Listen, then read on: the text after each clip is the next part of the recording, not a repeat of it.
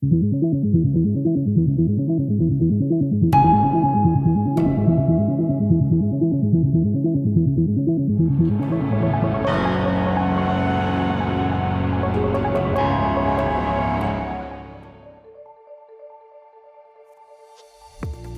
software in the past was effectively pre-recorded.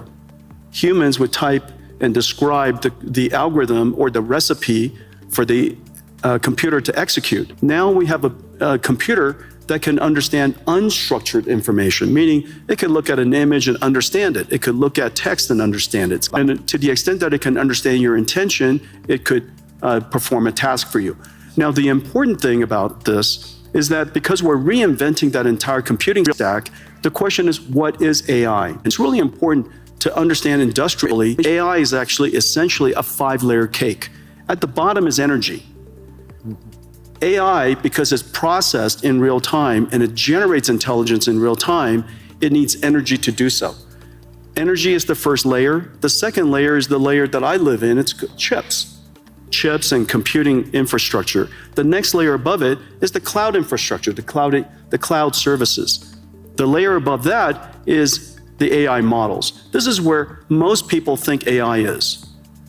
But don't forget that in order for those models to happen, you have to have all of the layers underneath it. But the most important layer, and this is the layer that's happening right now, the reason why last year was an incredible year, frankly, for AI, is that the AI models made so much progress that the layer above it, which is ultimately the layer that we all need to succeed, the application layer above that. This application layer could be in financial services, it could be in healthcare, it could be in manufacturing.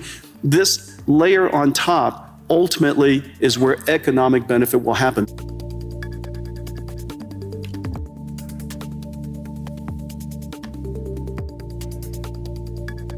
First of all, this is the largest infrastructure build out in human history. Yep. That's gonna create a lot of jobs. And it's wonderful that the jobs are related to tradecraft. And we're gonna have plumbers and electricians and construction and steel workers, network technicians and people who install and fit out the equipment.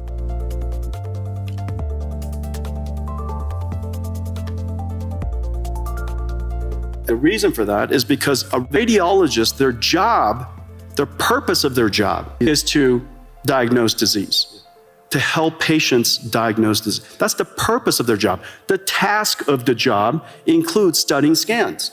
The fact that they're able to study scans now infinitely fast allows them to spend more time with patients, diagnosing their disease, interacting with the patients, interacting with other clinicians. Surprisingly, also not surprisingly actually, as a result of that, the number of patients that the hospital can see has gone up because there are a lot of people waiting a long time to get their scans done. And so now, because the number of patients have gone up, the revenues of the hospital has gone up, they hire more radiologists. The question is, what is the purpose of your job? In the case of radiologists and nurses, is to care for people. And that purpose is enhanced and made more productive because the task is automated. And so to the extent that you can reason about each one of the people's purpose versus the task, I think it's a helpful framework.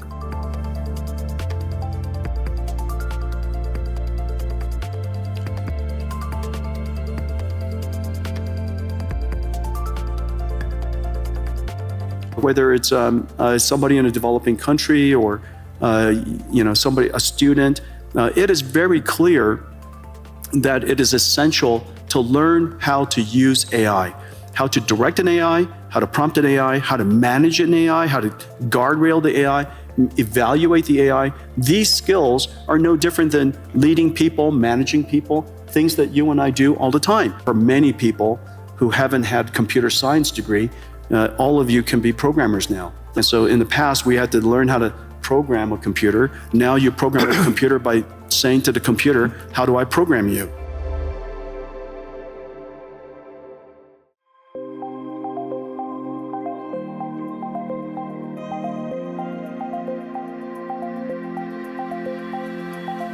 Some of the impact of the tariffs that were not felt in 2025 might now be felt in 2026. So a lower rate of growth for global goods trade. But I want to add that there is potential for an upside. And that upside will happen if we continue to see the kind of pace of contribution to trade growth of AI goods. AI goods, very, very important.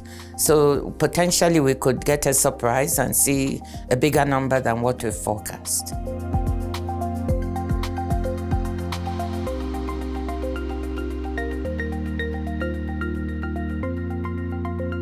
The multilateral trading system was built for interdependence. But what we've seen, and we saw part of it during the pandemic, are some over-dependencies. So we need to solve that problem of over-dependence. You cannot build global resilience if, for instance, 90% of one product, let's say semiconductors, comes out of one country. Diversification of trade is critically important, and I think it's an area that needs attention.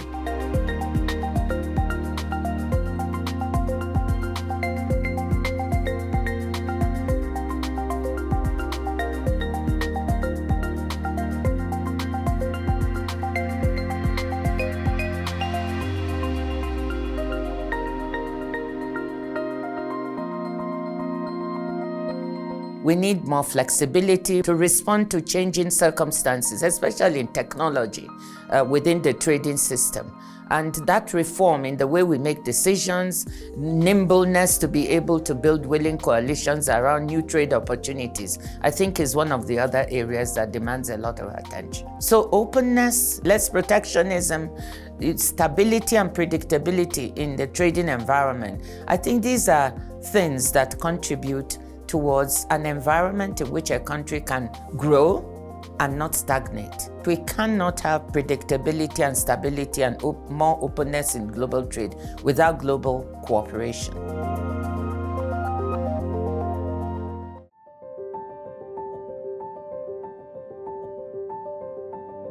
I did not die on that mountain. How can I not love that mountain that gave me a second chance?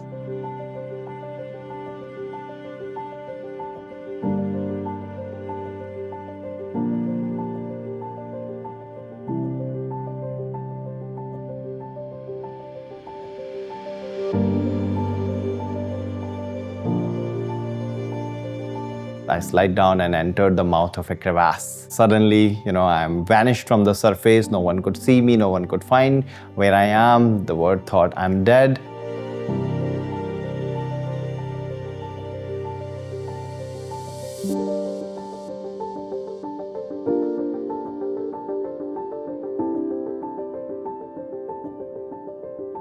I stayed there inside that crevasse. It was 70 to 80 meters deep, under the earth at 6,000 meters above sea level.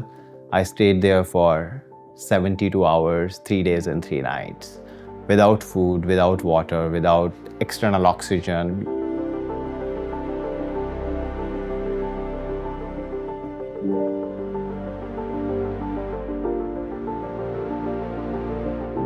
When Adam reached these 70 meters, he saw me. When he kicked me, he saw me breathing, my chest moving. And that's where that suddenly a body recovery mission turned into a rescue mission.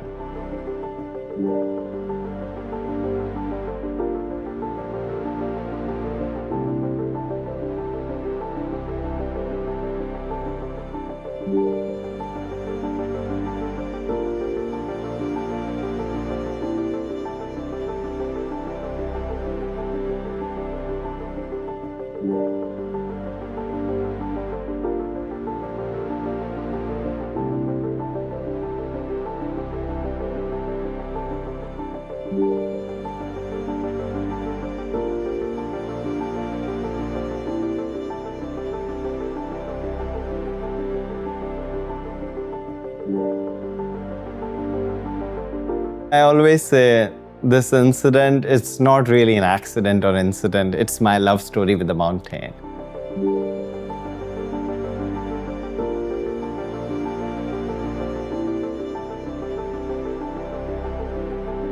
I was fortunate to have those 72 hours, but probably the Earth, these glaciers may not even have those 72 years. The direction that we are all heading towards, it is important for me to be the voice of these glaciers, and that survival, that experience being cradled inside Annapurna led me to take that second chance to do something, be grateful, and build a gratitude movement.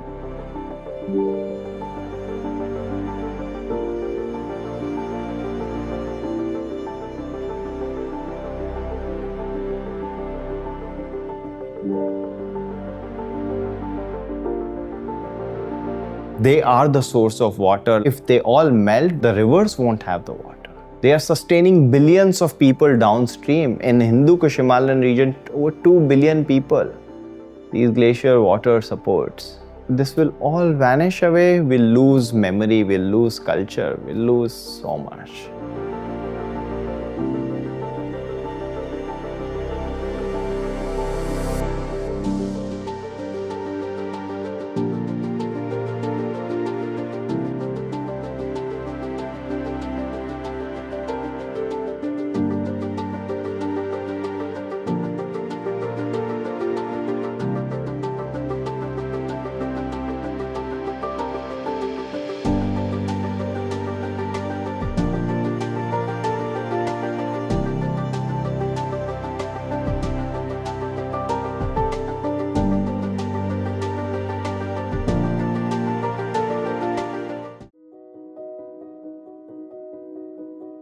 You need to make mistakes in order to grow up. You need to lose game in order to win games.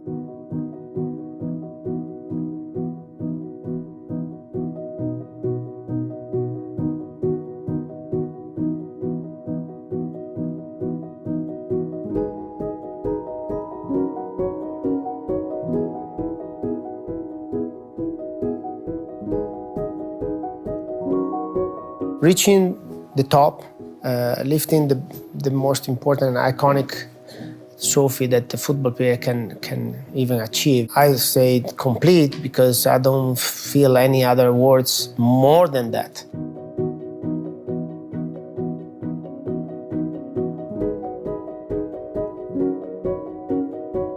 You need that strength to manage that sudden responsibility to carry the pride of a whole country on your shoulders. And usually in the national teams, you need players who can absorb that pressure and can carry it.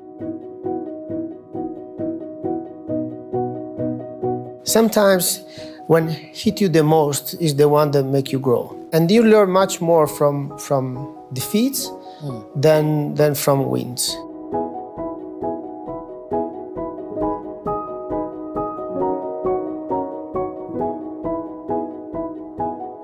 The young coaches, I always tell them, get the young players, get them rid of the fear to try. Because the try, the mistake, is educational. Because at the end of the day, education is to educate the judgment of the player. And he gets that only if he can take initiatives.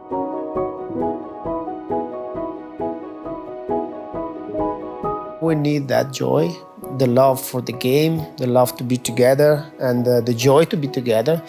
You know, the mix of culture and the beauty of compare yourself with the other ones. And, you know, sometimes win, sometimes lose. Maybe better win, definitely, for many reasons. But that journey have to be like this and create great memories.